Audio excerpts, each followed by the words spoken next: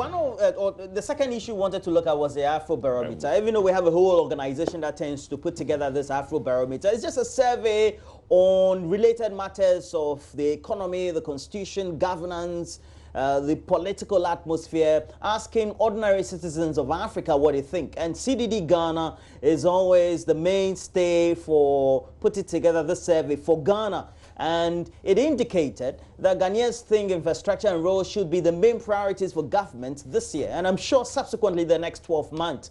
The Afrobarometer also gave us some great indications that Ghanaians had an approval rating on indicators of their government economic performance, having sharply declined compared to what the indicators were for 2017, for example. And I'll just take you through swiftly.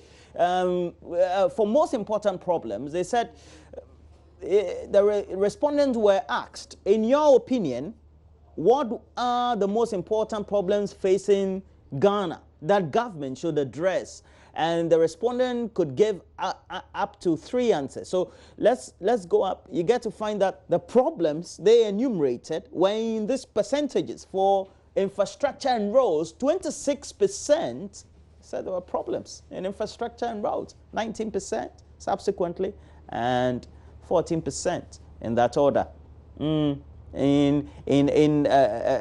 Bad, good, fairly bad, and then good in that order. And then you have unemployment, 18% bad, and then you also have fairly bad, 12, and then good in that order as well. So subsequently you have them for education, health, but unemployment remains a big issue.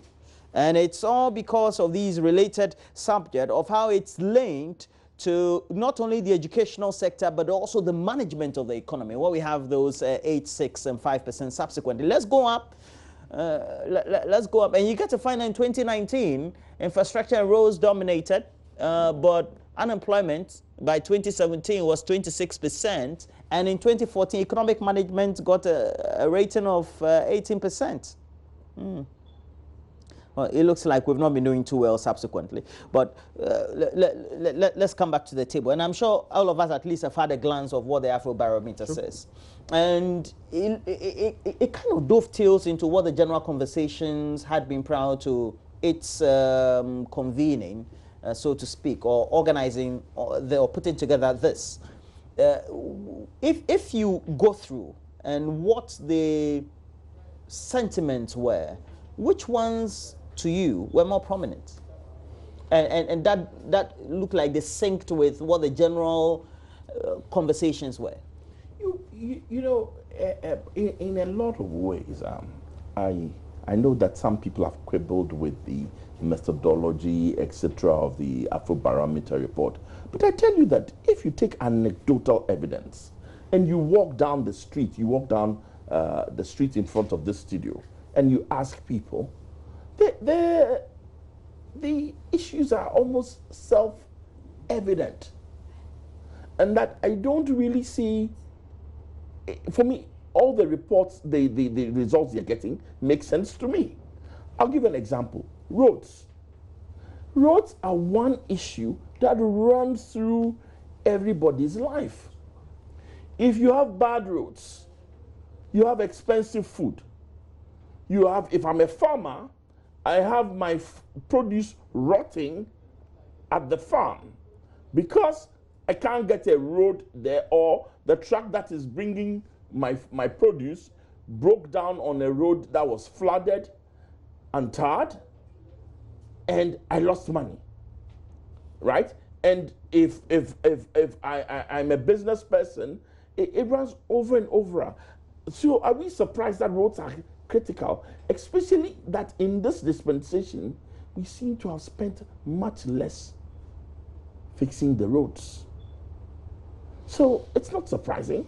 Contrast how much we spent on roads in the last 3 years to what we did in the 4 years before that. So people are now saying, listen, roads matter. Fix roads, right? We've read reports that say that, very interesting report that was done by a private company that says that, you know, that up to 40% of the cost of a bottle of Guinness is directly attributable to the state of the road. The road transportation network was done by Guinness. It was a very interesting read. Now, that tells you that that's just for Guinness, for food. So, roads in this country deal with the last mile. They deal with everybody in the value chain. They are so important. Are we surprised that the people of Ghana say, fix the roads, do something about the roads? It's not a surprise. Prior to 20, post or pre-2017, that'll be in 2016, one of the reference that was cited by the opposition, and we were told that the ordinary Ghanaian, in relation to how well the John Mahama administration was performed, was that infrastructure and not things that will go chop, you know. So it brings to mind that Ghanaians wanted things than just having the basic infrastructure available, i.e. roads and other sort of amenities for you to have a better livelihood. But he is claiming, or if it's not a claim and it's a fact, that they are interlinked. Is this that Ghanaians keep changing their minds? No. I'm asking this because you are a researcher. Yes. The report that you see from Afrobarometer gives you a clear picture of the situation on the ground. I have no doubt in my mind. Right. Because, you see, they are not concocted stories. They went out there, interviewed people, and people expressed themselves as to how they see things happening. But I must also point out that at each point in time, people have their own needs and they express them. But sometimes you see an aggregate of such needs coming up. And in surveys or research like this, these things will come up. All right. I'm not surprised at all because research has shown that if you are looking at some of the things that really influence people to vote the way they do, there are a number of issues. And one of it is what the economy. Another important thing is what infrastructure, right? So if you spend much time on infrastructure, as NDC did the last time, you realize that then you leave other indicators, right? The government must be happy that this has come up, telling them what they can do to, arrest the situation. But I tell you, this is the situation out there. You drive around, you realize that streets are bad. You drive some places. I drove from here to Kwanta, and I saw the Eastern Corridor, which the NDC did up to a large extent. But some of them are still there, which have not been completed. There are other roads and all that. Look at one of the things that has also brought us to this far is that sometimes because of politics, we abandon some of the projects that previous government have started. Take for instance, from Kufuor's time and all that, they have affordable housing, which are still in the bush. And it has, cut across all the regimes. Kufuor's time, Sosa Mills' time, John Mahama's time, and that is not good enough. So when you get a pile of this, they come up, and at the end of the day, you see such reports, right? It tells you that the government, yes, education is good. You are building the human resource of this country, but you must also pay attention to other areas and the resources out there. No wonder you go to slide 12. There's a great indication by the people talking about the governance and the management of the country, whether it's going in the wrong or right direction. And it looks like even for the demographics that haven't had any formal education, 65% of this population that were surveyed said the country was going in the wrong direction. And then we also had those who had attained some primary, secondary education in that order. And post-secondary would mean that at least those who have, like people like all of you here, and those who have had some tertiary education are saying 56%. And that's because it's more than average. But that is worried. Is it no more an indictment on the ruling elite? Mr. Joe Jackson, let me ask you. Is it no more an indictment on the ruling elite that the mass of the people, more than half, seem to indicate, for those who have been educated, and 65% of those who don't have any formal education seem to think that the way you're ruling our country, you have been ruling our country as elite, is just not going well? Well, one of the key things that has happened in this country over the last 10, 15 years has been growing inequality. What is that? just means that the rich are getting richer and the poor are getting poorer relatively. Now, what do I mean? As a country, we have improved. All of us have been pulled up. But in the process, some people have gotten vastly richer. And those at the bottom see that, okay, I may have, the quality of my life may have improved by 10%, but somebody it has improved by 110%. Listen, this country, between the years of 2006 to 2016, created 1,000+ dollar millionaires. Again? Between 2006 and 2016, $1,000 millionaires. Created over 1,000 millionaires. New dollar millionaires.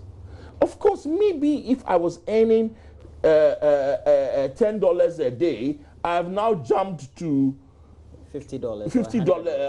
Not even $100, $20 a day, and life is much better than it used to be. But in that same process, there are 1,000 people who are now new dollar millionaires. Now there's a huge report which you should look at from Oxfam, looking at this country and talking about the growing inequality.